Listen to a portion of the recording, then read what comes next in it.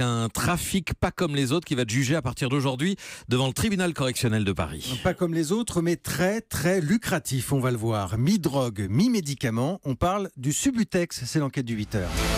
Bonjour Pierre de Cossette. Bonjour Jean-Philippe. Alors le Subutex, c'est un traitement de substitution à l'héroïne, il est destiné aux toxicomanes. On va en parler parce qu'il y a une originalité dans ce trafic, c'est que la France exporte, si l'on peut dire ainsi. Oui, et pourquoi ? Parce que chez nous, le Subutex, c'est un médicament, alors que dans la plupart des pays européens, ce dérivé de la morphine est classé comme stupéfiant. Depuis 3 ans, les trafiquants se sont engouffrés dans la brèche avec un impératif, c'est Subutex et rien d'autre. Pas de médicament générique, car le Subutex, c'est du made in France et c'est gage de qualité. Une qualité qui a un prix, j'imagine ? La plus-value donne le tournis. Le cachet de Subutex chez le pharmacien en bas de chez vous revient à 2 €.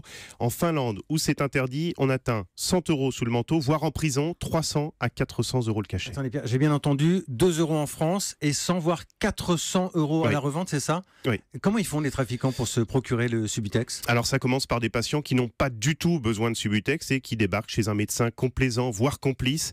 Ils restent quelques minutes, repartent avec des dizaines d'ordonnances dans les poches sans la moindre consultation. À lui seul, l'un des généralistes jugé aujourd'hui a prescrit jusqu'à 7000 boîtes par mois, ce qui représente un cachet sur 6 prescrit dans toute l'Île-de-France, plus de 100 000 €. Fini le trafic artisanal pour la consommation locale. On a changé de dimension pour le colonel de gendarmerie Jacques Diacono, chef de l'OCLAESP, l'Office Santé Publique. On est passé à une phase industrielle puisqu'on a prouvé qu'un médecin prescrivait jusqu'à 130 ordonnances de Subutex dans une demi-journée.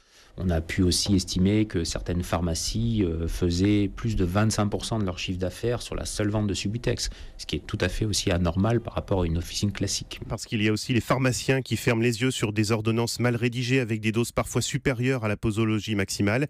Les patients repartent les bras pleins de boîtes de Subutex pour les organisateurs du trafic direction l'Europe du Nord principalement. Et alors quand on vous écoute Pierre, on se dit que ce qui est incroyable, c'est que finalement c'est la Sécu qui finance ce trafic à son insu. Évidemment. Oui, des millions d'euros de préjudice pour l'assurance maladie qui doit rembourser à la fois les consultations des faux patients qui sont à la CMU, la couverture maladie universelle, et puis les médicaments, 16 € la plaquette de 7 cachets, l'addition monte très vite.